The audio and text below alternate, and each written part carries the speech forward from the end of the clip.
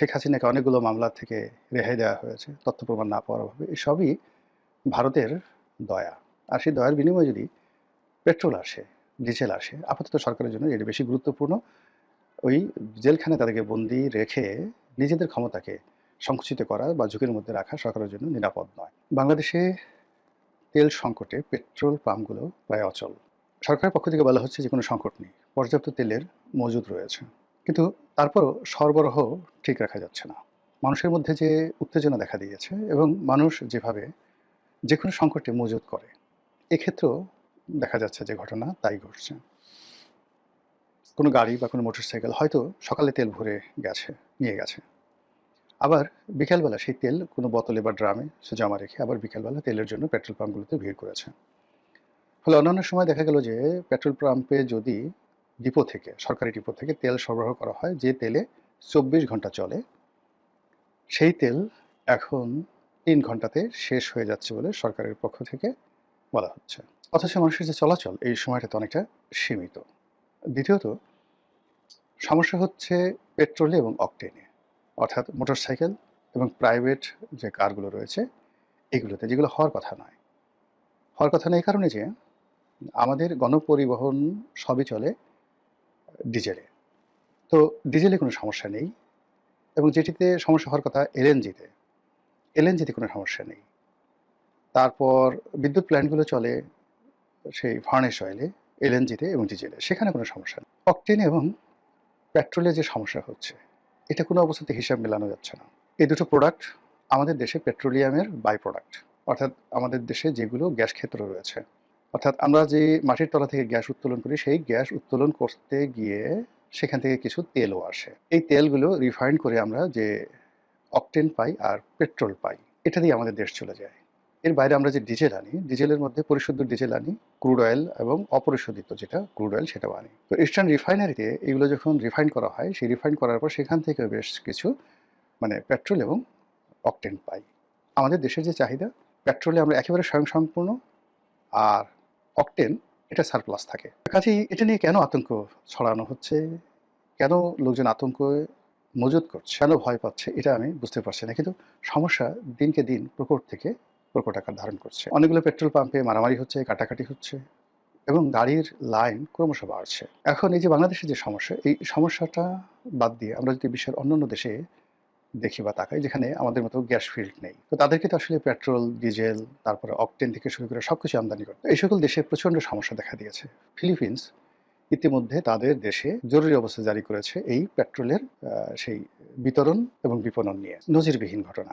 ইউরোপের একটি দেশ, আজকে এই ভিডিও যখন করছি, একটি দেশ শুরু করেছে যে নির্দিষ্ট পরিমাণের বাইরে কেউ নিতে পারবে না। অন্যদিকে যুদ্ধ যে পর্যায়ে গড়িয়েছে, খুব দ্রুত এটি সমাধান হবে মনে হচ্ছে না। আমেরিকা শান্তির জন্য 15টি প্রস্তাব দিয়েছে, যেটি ইরানের পক্ষে মান্য করা সম্ভব নয়। আবার ইরান যে 5টি শর্ত দিয়েছে, সেই 5টি শর্তের একটিও আমেরিকার পক্ষে মান্য করা সম্ভব নয়। ফলে আর এক দফা আক্রমণ প্রতি আক্রমণ চলে। এর মধ্যে ডোনাল্ড ট্রাম্প বেশ কয়েকবার তার কথা পরিবর্তন করেছেন, আর এই কথার উপর বিশ্বাস স্থাপন না করে ইরান তাদের যে আক্রমণ সেটা ক্রমশ বাড়িয়ে চলেছে। পাকিস্তানের মাটিতে এই মুহূর্তে ইরানের স্পিকার, জাতীয় সংসদের স্পিকার, এবং মার্কিন যুক্তরাষ্ট্রের দুজন গুরুত্বপূর্ণ কর্মকর্তা, ভাইস প্রেসিডেন্ট এবং পররাষ্ট্রমন্ত্রী, এই দুজন আলোচনা অংশগ্রহণ করছেন পাকিস্তানের মাটিতে। কিন্তু কোনো অবস্থাতেই কোনো পক্ষ আক্রমণ বন্ধ করছে না, কেউ কাউকে বিশ্বাস করতে পারছেন না। এর মধ্যে বিশ্বের যে জ্বালানি মার্কেট, এটি 24 ঘন্টার মধ্যে 2 থেকে 3 বার ওঠানামা করছে। একবার উঠছে, একবার নামছে। শেয়ার মার্কেটগুলো ওঠানামা করছে,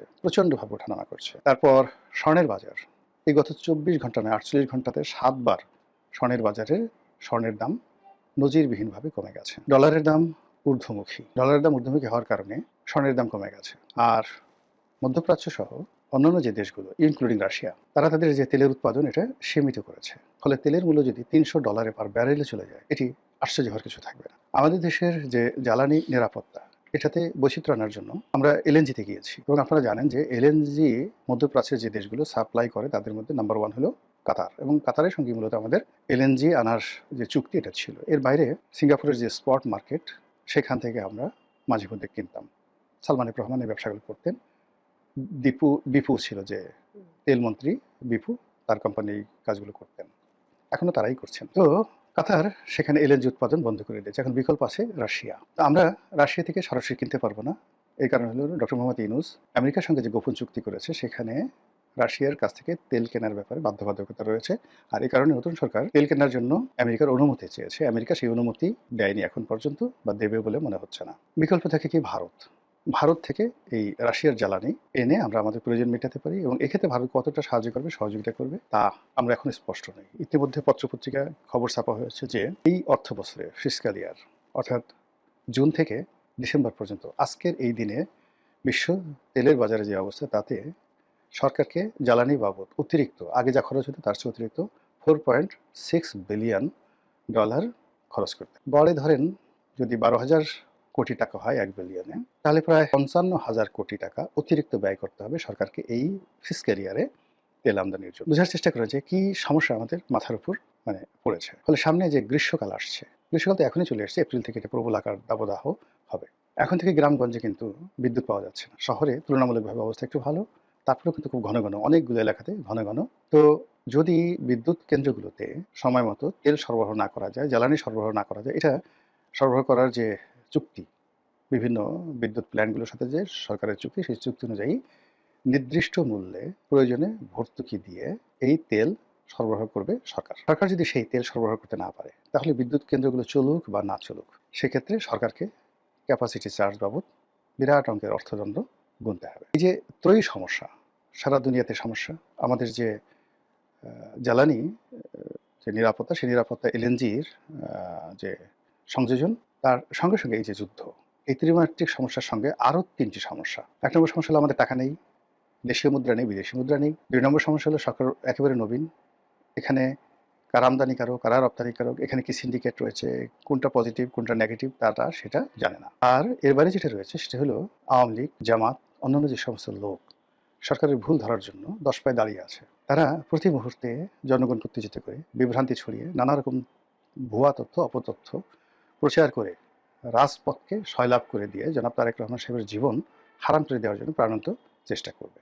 এবং এক্ষেত্রে রাজনীতির যে চাণক্য নীতি আছে, সেই চাণক্য নীতির অমানবিক যে দৃশ্যগুলো, সেগুলো আমরা দেশবাসী দেখতে পাবো। ফলে শেখ হাসিনা গেছেন, ডক্টর মোহাম্মদ ইউনূস এসেছিলেন, আমরা খুব খুশি হয়েছিলাম। কিন্তু আমাদের এই খুশি 2-3 মাসে বেশি থাকেনি। আবার ডক্টর মোহাম্মদ ইউনূস গেছেন, জনাব তারেক রহমান সাহেব এসছে, আমরা খুব খুশি, ভীষণ রকম খুশি, আজকের দিন পর্যন্ত খুব খুশি। কিন্তু এই খুশি আগামী এপ্রিল মাসে, মে মাসে থাকবে না, যদি এই তেলের যে সংকট, এটি বাড়তে থাকে। অবস্থা দৃষ্টি মনে হচ্ছে সরকার বদ্ধপরিকর তেল আমদানির ব্যাপারে। পাগলের মতো তারা IMF এর পিছনে ছুটছে টাকার জন্য, ভারতের সঙ্গে সম্পর্ক স্বাভাবিক করার চেষ্টা করছে সর্বোচ্চ ছাড় দিয়ে। এবং তার প্রেক্ষিতে ঘাটাঘাট করে আওয়ামী লীগের অনেক নেতার জামিন হয়ে যাচ্ছে। ইনু ভাই, মেনন ভাই, তারপর সেই শামসুদ্দিন চৌধুরী মানিক, ওনাদের জামিন হয়ে গেছে। সাবেক প্রধান বিচারপতি খায়রুল হক সাহেবের জামিন হয়ে গেছে। শেখ হাসিনাকে অনেকগুলো মামলা থেকে রেহাই দেওয়া হয়েছে তথ্য প্রমাণ না পাওয়ার অভাবে। এসবই ভারতের দয়া। আর সেই দয়ার বিনিময়ে যদি পেট্রোল আসে, ডিজেল আসে, আপাতত সরকারের জন্য এটি বেশি গুরুত্বপূর্ণ। ওই জেলখানায় তাদেরকে বন্দি রেখে নিজেদের ক্ষমতাকে সংকুচিত করা বা ঝুঁকির মধ্যে রাখা সরকারের জন্য নিরাপদ নয়।